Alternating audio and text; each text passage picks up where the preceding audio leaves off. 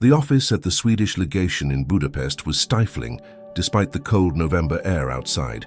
It was 1944, and I was Raoul Wallenberg, a 32-year-old Swedish diplomat who'd arrived in Hungary 5 months earlier with a mission that everyone said was impossible: save as many Hungarian Jews as possible from deportation to Nazi death camps. The situation was desperate beyond anything I'd imagined when I'd accepted this assignment. Adolf Eichmann had established operations in Budapest in March 1944, and since then, over 400,000 Hungarian Jews had been deported to Auschwitz. Most were already dead. Now, with Soviet forces approaching from the east and the Hungarian Arrow Cross fascists taking power, the remaining Jews of Budapest, perhaps 200,000 people, faced immediate extermination. I'd been working for months through conventional diplomatic channels, issuing protective passes, establishing safe houses under Swedish protection, negotiating with Hungarian authorities. We'd saved thousands, but it wasn't enough. The deportations were accelerating, and Eichmann was determined to make Budapest Jew-free before the Soviets arrived. That's when I developed what everyone called my crazy rescue plan. "Raoul, you cannot be serious about this," Per Anger, my colleague at the Swedish legation, said as I outlined my proposal. "You want to personally intervene in active deportations, to walk into deportation centers and demand the release of Jews who are literally being loaded onto trains bound for death camps. The Germans will shoot you. The Arrow Cross will shoot you. This is suicide." "They won't shoot a Swedish diplomat," I replied, though I wasn't entirely certain of this. "Sweden is neutral. Technically, they have to respect diplomatic immunity." "Technically," Anger repeated. "You're betting your life on technically. And even if they don't shoot you immediately, what makes you think they'll release prisoners just because you demand it?" Eichmann has explicit orders from Hitler to complete the extermination of Hungarian Jews. He's not going to be stopped by diplomatic protests. "I'm not planning to protest," I said. "I'm planning to lie, bluff, threaten, and improvise, whatever works in the moment."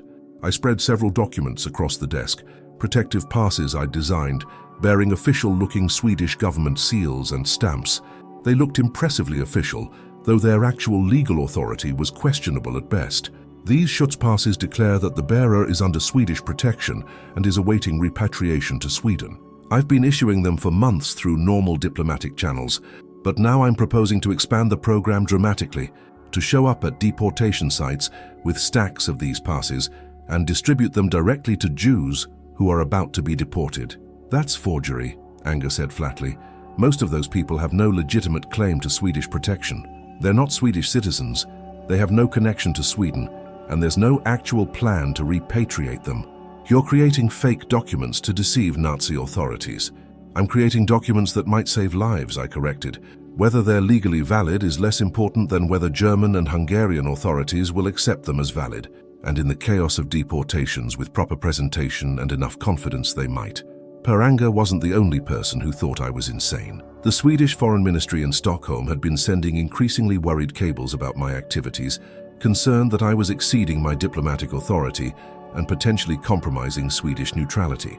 Even some of my colleagues at the legation thought I was taking unreasonable risks, but I'd seen the deportation trains, I'd witnessed the brutality of the Arrow Cross, I'd heard the stories from Jews who'd escaped from Auschwitz, and knew exactly what deportation to the east actually meant. Conventional diplomatic approaches weren't working fast enough.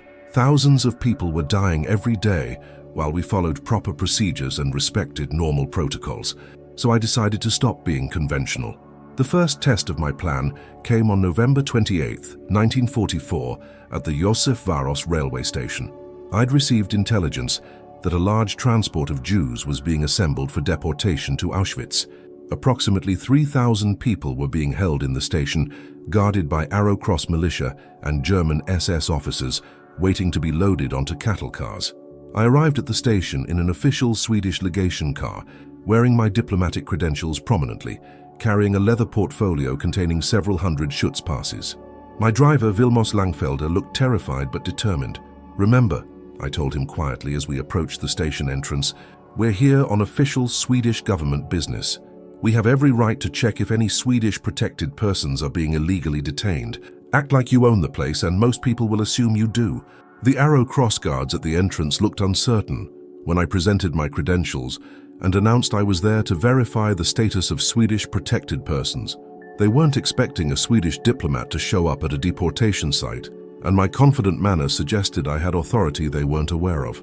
"I need to inspect the detainees," I announced in German, which most of the guards spoke. "Swedish government policy requires verification that no protected persons are being improperly detained. International law, you understand." It was complete nonsense. I had no legal authority to inspect anything, but I said it with such conviction that the guards hesitated.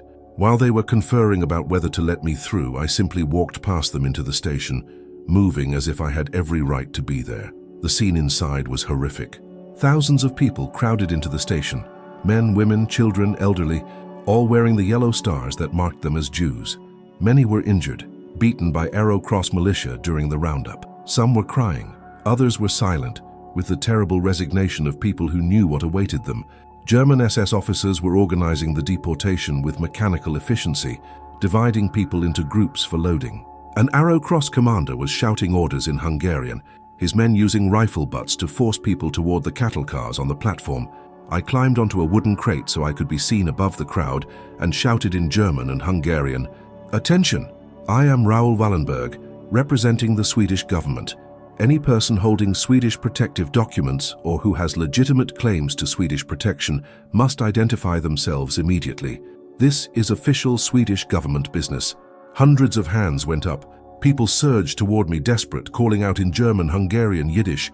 The German officers were shouting at me to leave, but I ignored them, pulling out stacks of Schutz-Passes and beginning to distribute them to people in the crowd.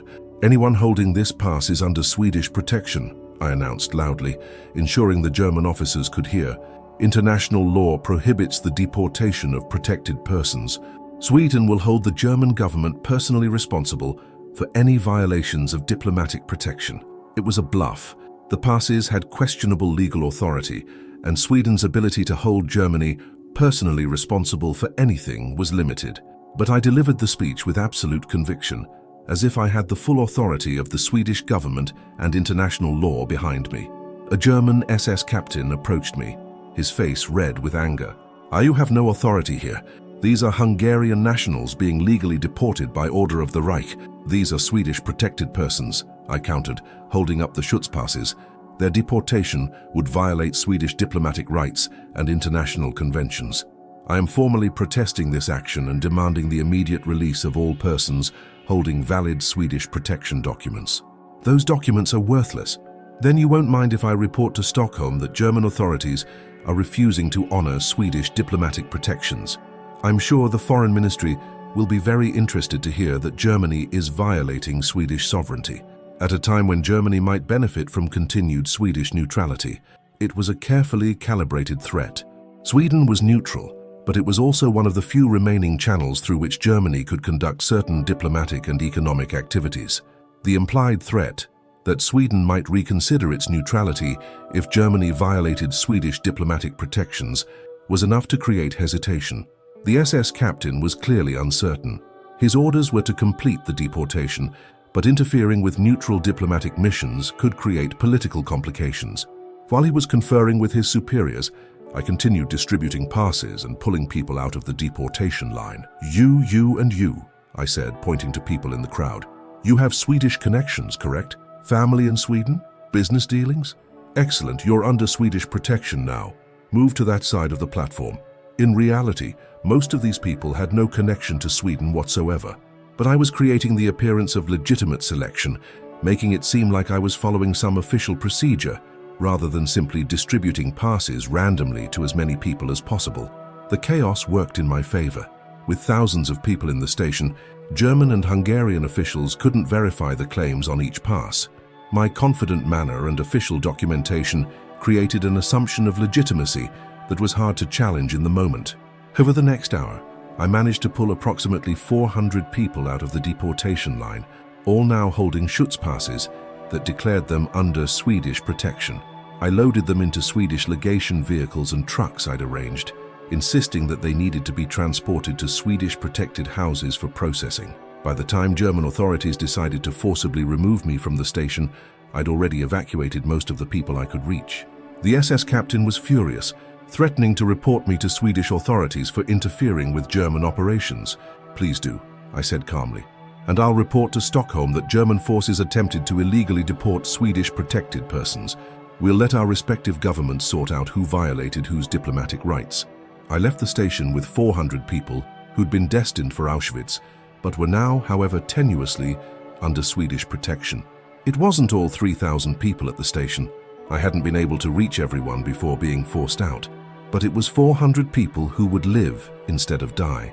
Word of the station intervention spread quickly through the Budapest Jewish community and through diplomatic channels.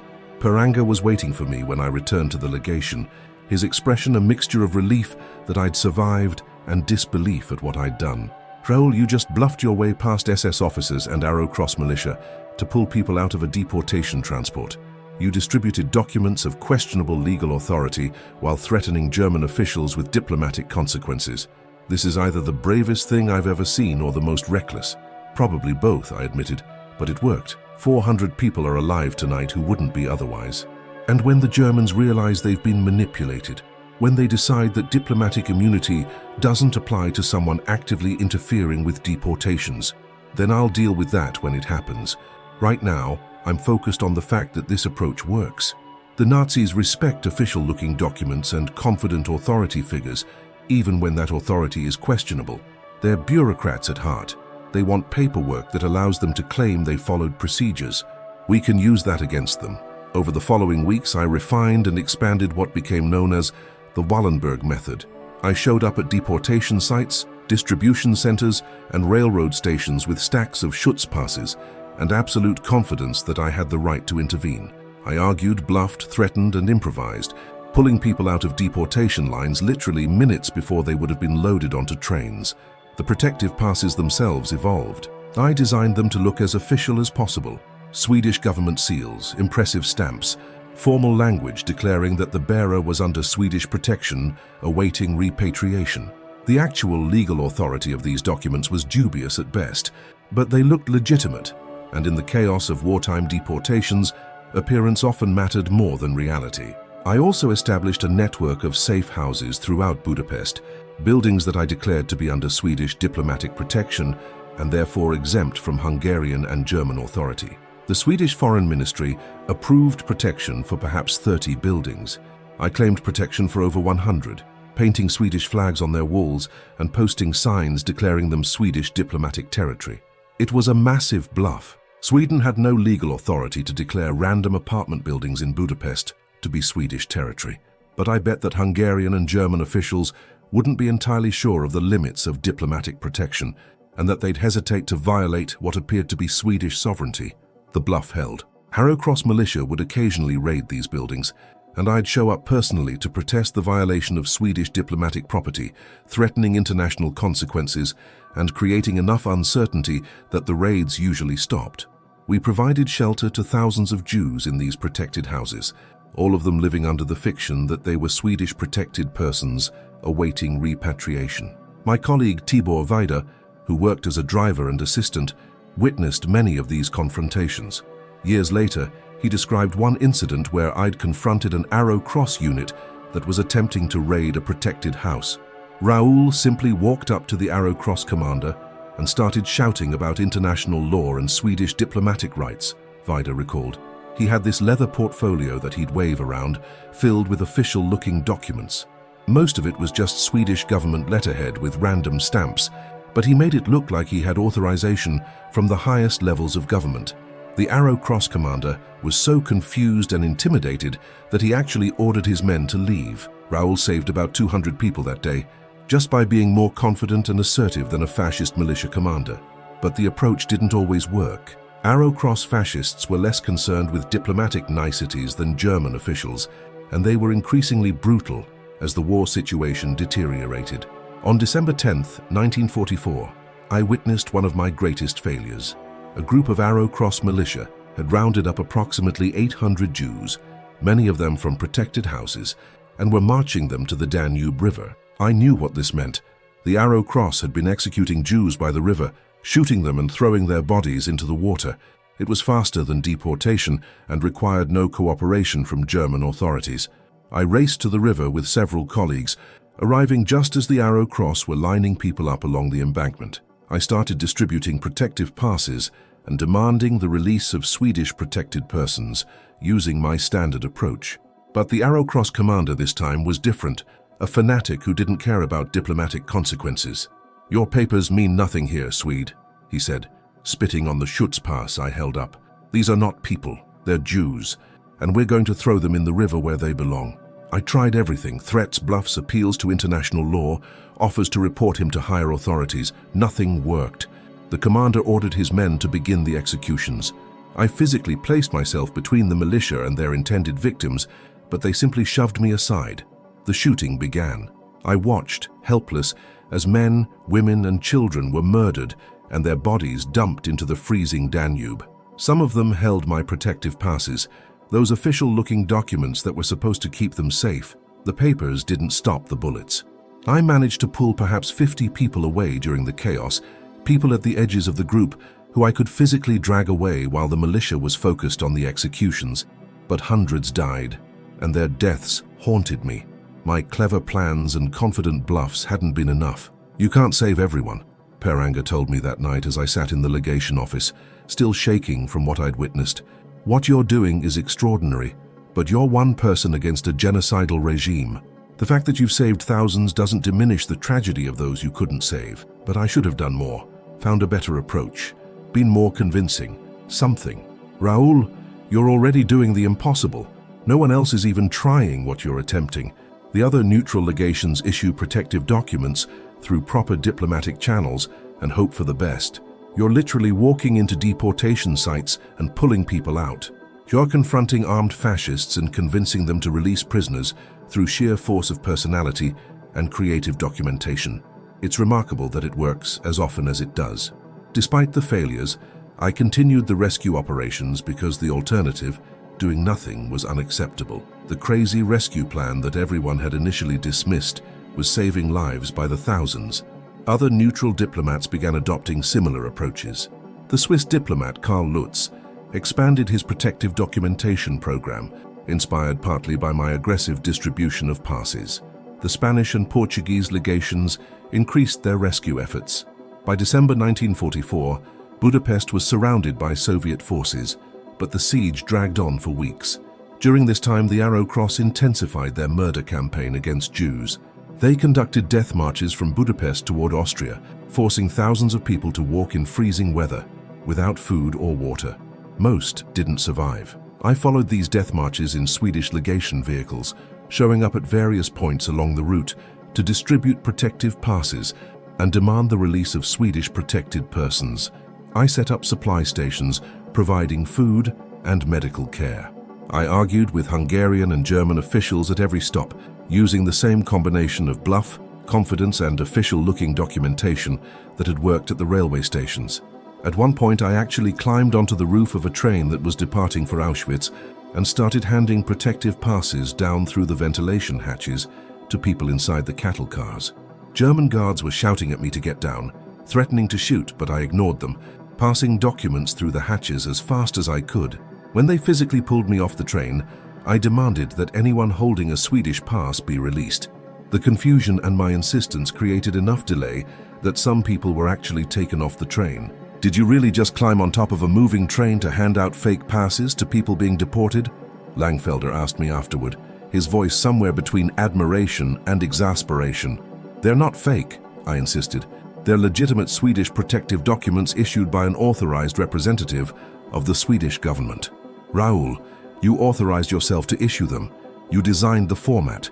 You printed them in the legation office. The Swedish Foreign Ministry has disavowed most of your actions as exceeding your diplomatic authority. Then I'll apologize to Stockholm later. Right now, those passes are the only thing standing between thousands of people and death. Whether they're technically legitimate is less important than whether they work." The Soviet liberation of Budapest began in January 1945. As Soviet forces entered the city, I had hoped this would mean safety for the remaining Jews. Instead, I found myself dealing with a new problem: Soviet authorities who were suspicious of a Swedish diplomat who'd been issuing thousands of documents and running an extensive underground operation. On January 17, 1945, I was summoned to Soviet military headquarters, ostensibly to discuss humanitarian coordination. I never returned. Soviet authorities arrested me, apparently suspecting I was a spy or that my extensive documentation program was some kind of intelligence operation. I was taken to Moscow and disappeared into the Soviet prison system.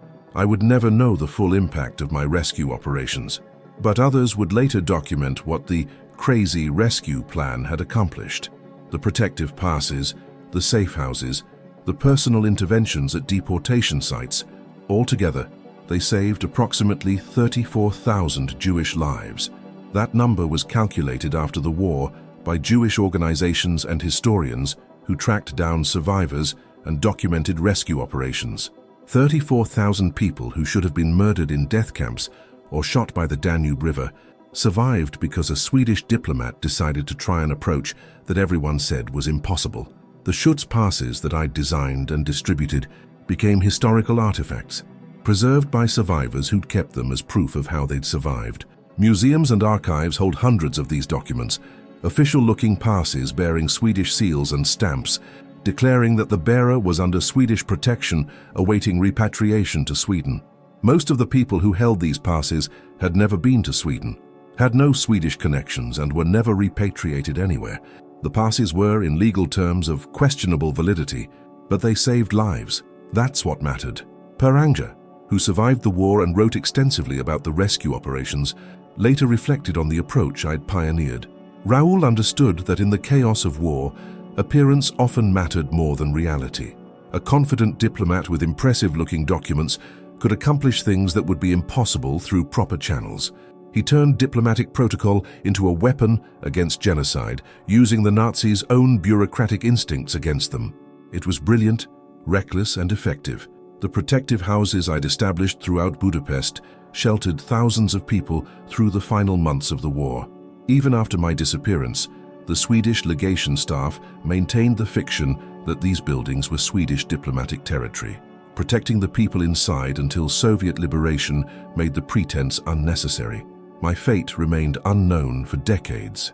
The Swedish government made numerous inquiries to Soviet authorities about my whereabouts, but received contradictory and evasive answers.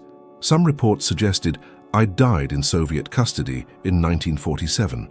Others claimed I'd been seen alive in various Soviet prisons as late as the 1970s. The truth was never definitively established, but my rescue operations left a legacy that extended far beyond my own story. The Wallenberg method, as it became known in diplomatic and human rights circles, demonstrated that creative, aggressive humanitarianism could save lives even in the most impossible circumstances. The willingness to exceed diplomatic norms, to bluff and improvise, to personally confront genocidal authorities with nothing but confidence and questionable documentation. This approach influenced later humanitarian efforts around the world. Organizations working in crisis zones studied my tactics and adapted them to their own circumstances. Human rights workers learned that sometimes the official-looking document mattered more than actual legal authority. Diplomats discovered that personal intervention and creative interpretation of diplomatic protection could accomplish what conventional approaches couldn't. The survivors of my rescue operations and their descendants numbered in the hundreds of thousands by the early 21st century. Families that existed because someone's grandmother had received a Schutz-Pass at a railway station, because someone's father had been sheltered in a Swedish protected house, because someone's mother had been pulled off a death march by a persistent Swedish diplomat with a leather portfolio full of impressive stamps. They'd ignored my crazy rescue plan, dismissed it as impossible, said I was exceeding my authority and taking unreasonable risks, and then it freed 34,000 Jews from death camps and murder sites, turning fake documents and diplomatic bluffs into one of the most successful rescue operations of the Holocaust. The plan had been crazy, but in a world where the official, proper, conventional approaches weren't working fast enough to save lives, sometimes crazy was exactly what was needed.